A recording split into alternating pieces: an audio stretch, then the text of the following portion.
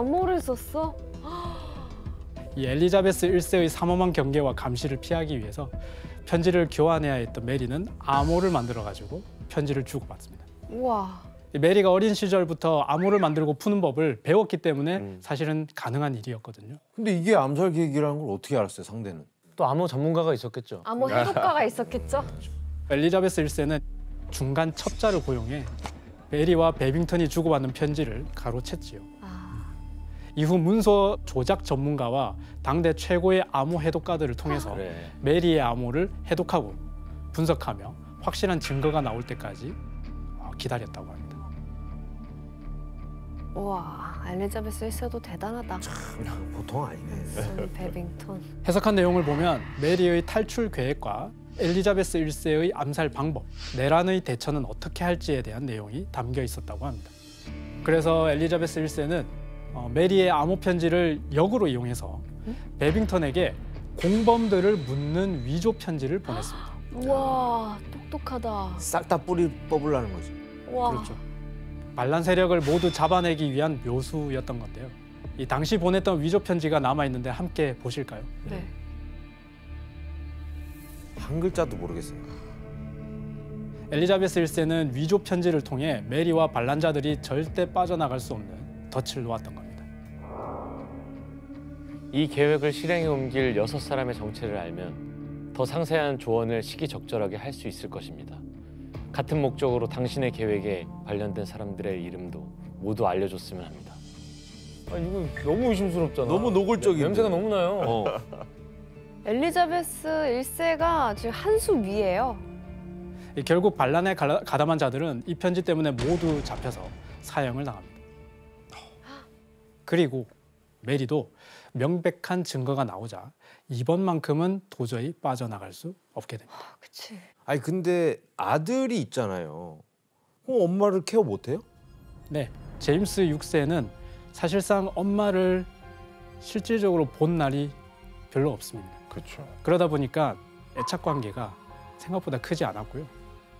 그리고 엘리자베스 1세가 메리를 완전히 몰락시키기 위해 혹시라도 이 제임스 6세가 어머니의 편에 들까 봐 미리 매수해 놓은 겁니다. 제임스 6세를요?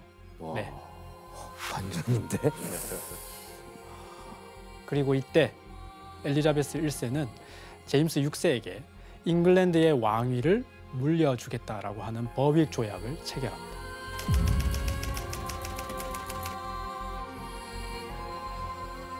단 여기에 메리의 석방에 대한 조항은 포함되어 있지 않았습니다. 이 메리의 구원이 되어줄 마지막 희망인 제임스 6세마저 엘리자베스 1세가 결국 자기 편으로 만든 것입니다. 어떡해. 이제 아들도 자기 편이 아니야.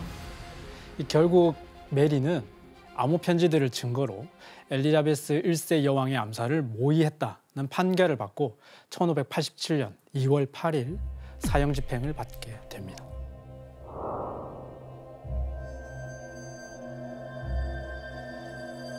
이 메리는 붉은색 드레스를 입었는데 이 붉은색은 가톨릭에서 순교를 상징하는 색으로 메리는 이 옷을 통해 자신은 결백한 가톨릭의 순교자라고 말하고 있었던 겁니다. 저기 지금 도끼를 들고 내리치려는 거잖아요. 저게 한 번에 돼야 되는데. 이 처형의 순간이 다가오자 메리는 주여 당신께 내 영혼을 맡기나이다를 끊임없이 말하고 있었습니다. 이 긴장감과 처절함이 감돌던 이때 드디어 사형 집행인이 도끼를 내려칩니다. 그런데 불행히도 메리의 목숨은 한 번에 끊어지지 않습니다. 이 첫 번째 타격이 빗나가서 그녀의 머리 뒤쪽을 강타한 겁니다. 어떡해. 아, 저 사형에서 일부러 그런 거 아니야? 이 사형 집행인은 다시 한번 메리의 목을 도끼로 내려칩니다. 어머. 얼마나 고통스럽겠어. 그리고 한 번 더 도끼질을 한 후에야 완전히 머리가 떨어져 나가게 됩니다. 이로써 파란만장했던 스코틀랜드의 여왕 메리의 45년간의 삶이 끝을 맺게 되지요. 이 메리가 도끼로 처형당한 지 16년이 지난 후 엘리자베스 1세 여왕도 숨을 거두었습니다. 이 후계가 없었던 그녀의 뒤를 이은 건 메리의 아들이었던 제임스 6세였죠. 아니 그러면 엘리자베스 1세가 메리를 처형하긴 했지만 메리의 아들이 잉글랜드의 왕으로 후계를 이었으니까 꼭 엘리자베스가 승리했다고 볼 수도 없겠네요. 그럴 수도 있죠. 하지만 엘리자베스 1세는 제임스 6세를 통해 잉글랜드와 스코틀랜드가 한 명의 군주 아래 통합될 수 있다는 점에서 이것은 잉글랜드에게 정치적 이득이 크다라고 생각을 했습니다. 게다가 제임스 6세는 어릴 때부터 줄곧 개신교 군주로 성장했기 때문에 두 왕국을 종교적으로 통합된 형태로 통치할 수 있을 거라고 기대했습니다. 엄마랑 또 종교가 달랐구나. 네. 이를 통해 최초로 잉글랜드와 아일랜드, 스코틀랜드와 웨일즈를 총괄해서 통치하게 된 영국의 국왕으로 기록이 됩니다. 지금의 영국 국기인 유니언 잭의 유래도 바로 이때 나왔습니다. 영국 국기가 이때 나왔다고?